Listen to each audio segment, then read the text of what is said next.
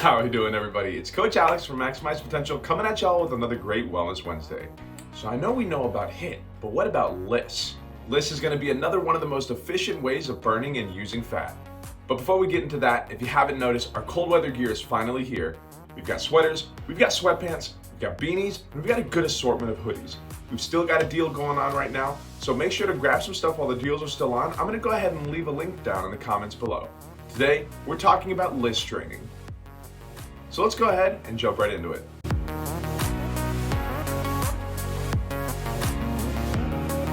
When talking about effective ways of burning fat, high intensity interval training, or HIIT, is often referred to. But LISS, or low intensity steady state, is just another face on the same coin. Well, we already know what HIIT is. In fact, it says it right in the name, high intensity interval training, meaning training done with high intensity exercises done for a specific interval of time. So what does low intensity steady state actually mean? Well, low intensity, if you couldn't tell, means that we're going to be performing an exercise that is going to be at a lower intensity. This means that our heart rate is going to be anywhere between 50 and 65% our heart rate max. Now, going a little bit further into this, how exactly do we find our heart rate max, and what does that mean?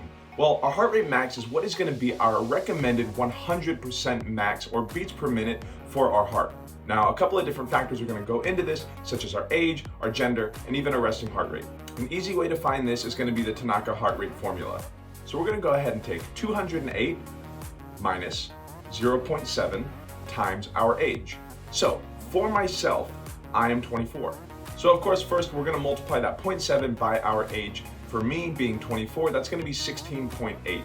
Now we're going to go ahead and subtract that from 208. Now that's going to give me 191.2, or give or take 191 beats per minute. This is considered my 100% heart rate max. Now the 50 to 65% our heart rate, that is going to be considered our steady state. Now, steady state happens whenever we go and perform low intensity exercise, usually for long periods of time, meaning that we can maintain that 50 to 65% our heart rate max for a steady amount of time.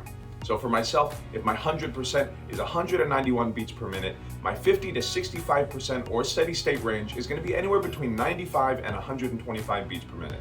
Anything at or below this range uses fat as a primary fuel source. Now, once a heart rate becomes higher, we switch over to carbs as a main fuel source.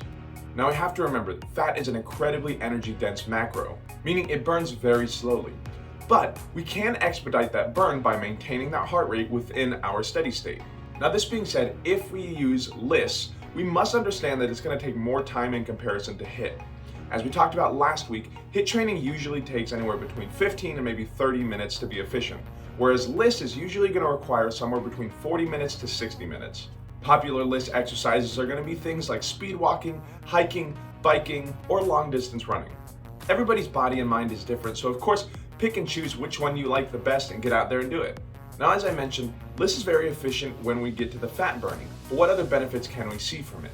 Well, steady state training improves your body's ability to use fat as a fuel instead of using glycogen that's stored in your muscles. According to a 2014 study, continuous aerobic exercise is more efficient than HIIT at improving fat distribution amongst the body. LISS is also appropriate for all levels of fitness. Since LISS is easier to do and gentler on the body, it's appropriate for beginners.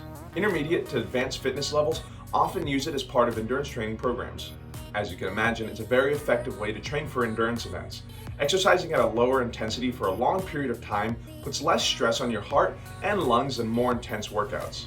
This can be a more effective way to prepare for endurance events. It's also great for recovery after difficult workouts. You can use LISS as a recovery session the day after a high intensity workout. So as you can imagine, for maximum health benefits and to avoid plateaus, try to include both HIIT and LISS in your sessions for your fitness plans. Well, that's about all I got for us today, y'all. I hope we learned something new. Try implementing a little bit of LISS training in this month of February.